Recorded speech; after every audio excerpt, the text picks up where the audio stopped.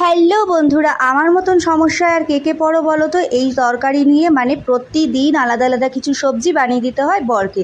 একই তরকারি তার পছন্দ না রোজ, তো চেষ্টা করি আলাদা আলাদা কিছু বানিয়ে দেওয়ার, আর যেটা ওর খুব ভালো লাগে তোমাদের সাথেও শেয়ার করে দিই। যেমন টক দই ওর খুব প্রিয়, তোমরা যারা টক দই খেতে খুব ভালোবাসো তারা কিন্তু এই রেসিপিটা অবশ্যই ট্রাই করতে পারো, দারুণ লাগবে।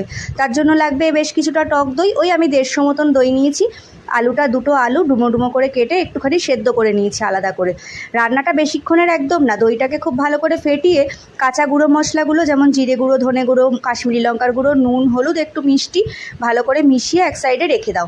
তারপর কড়াইতে একটুখানি সর্ষের তেল, শুকনো লঙ্কা আর একটু গরম মশলা, একটু হিং, জিরে ফোড়ন দিয়ে পেঁয়াজ কুচিগুলোকে ভালো করে নাড়াচাড়া করে নেব।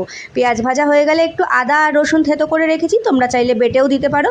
তো ভালো করে নাড়াচাড়া করবে যতক্ষণ না গন্ধ চলে যায়। যখন দেখবে ভাজা ভাজা পুরো হয়ে গেছে, গ্যাসটা পুরো নিভিয়ে দেবে। ওই পেস্টটা ঢালার জন্য গ্যাসটাকে কিন্তু বন্ধ করতেই হবে, নইলে কিন্তু দইটা পুরো কেটে যাবে।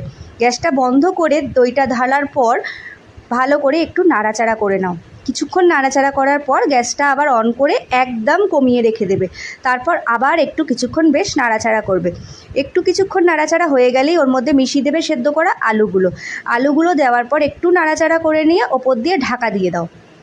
ব্যাস, ঝোল কিন্তু আর লাগবে না। ওই দই ফেটানোর সময় সামান্য জল ব্যবহার করেছিলাম, তাতেই কিন্তু হয়ে গেছে, জল আর প্রয়োজন নেই।